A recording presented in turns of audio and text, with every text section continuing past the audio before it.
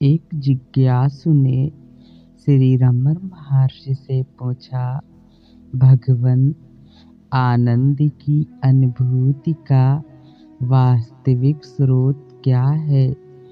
क्या आनंद बाहरी वस्तुओं और साधनों संपत्तियों से जुड़ा हुआ है या फिर इसका मूल कहीं और है? मनुष्य यह मानता है कि आनंद बाहरी वस्तुओं, संपत्तियों और सुख साधनों में छिपा है। यह धारणा उसे उन वस्तुओं के पीछे दौड़ने पर मजबूर करती है। लेकिन सोचो, यदि आनंद का स्रोत बाहरी वस्तुएं होती तो व्यक्ति के आनंद का स्तर उसकी संपत्ति की मात्रा पर निर्भर होता। क्या यह सही है? जिज्ञासु ने कहा, जी महर्षि, ऐसा तो लगता है। महर्षि मुस्कुराए और बोले, यदि यह धारणा सत्य होती तो किसी भी व्यक्ति की संपत्ति के बढ़ने से उसका आनंद बढ़ता और संपत्ति के घटने से उसका आनंद समाप्त हो जाना चाहिए था। लेकिन यह तर्क हर स्थिति में सत्य सिद्ध नहीं होता। उदाहरण के लिए गहन निद्रा को लीजिए। उस अवस्था में व्यक्ति के पास ना तो कोई संपत्ति होती है, ना साधन और ना ही कोई बाहरी वस्तु, यहाँ तक कि उसे अपने स्वयं के अस्तित्व का भी भान नहीं रहता। लेकिन क्या तुमने कभी सोचा है कि गहरी निद्रा में व्यक्ति को इतना बड़ा आनंद क्यों मिलता है?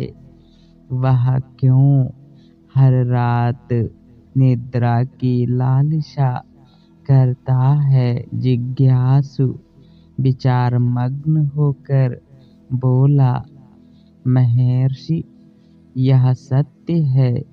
निद्रा के दौरान हमें किसी भी बाहरी वस्तु की आवश्यकता नहीं होती, लेकिन हम उस समय पूर्ण शांति और आनंद का अनुभव करते हैं।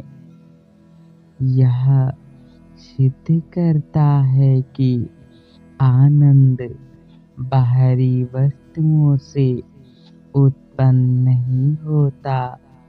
आनंद का वास्तविक स्रोत व्यक्ति के अपने भीतर है। तुम्हारी आत्मा ही आनंद का भंडार है, लेकिन तुम इसे नहीं देख पाते क्योंकि तुम्हारा चित्त बाहरी जगत में बंधा हुआ है। मनुष्य अपने आनंद को बाहरी साधनों में खोजने का प्रयास करता है, लेकिन ये सब भ्रम है। जैसे ही वह आत्मा का साक्षात्कार करता है, उसे यह स्पष्ट हो जाता है कि आनंद तो उसके भीतर सदा से विद्यमान था। शुद्ध आनंद आत्मा का स्वभाव है।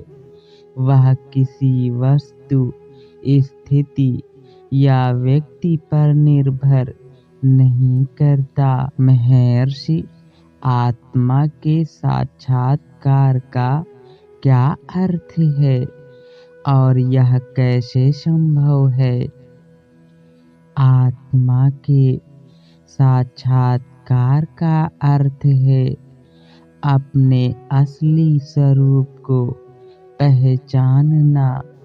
तुम्हारा असली स्वरूप केवल शरीर और मन नहीं है, यह वह चैतन्य है जो साक्षी रूप में है।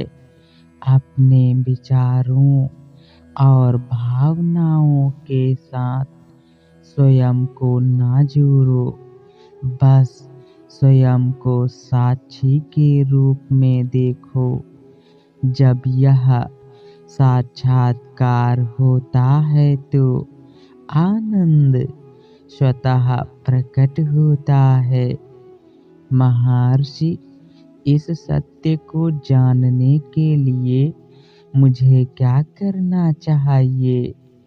कुछ विशेष करने की आवश्यकता नहीं है, बस अपने चित्त को बाहर से भीतर की ओर मोड़ो, ध्यान करो और अपने विचारों के स्रोत को खोजो।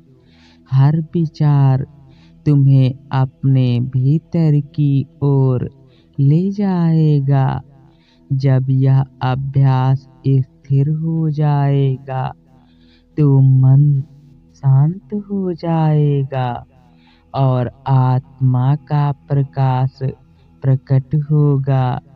यही शुद्ध आनंद की अनुभूति है। उस जिज्ञासु ने श्री रमण महर्षि को प्रणाम करते हुए कहा, महर्षि, अब मुझे यह स्पष्ट हो गया कि आनंद किसी बाहरी साधन पर निर्भर नहीं करता।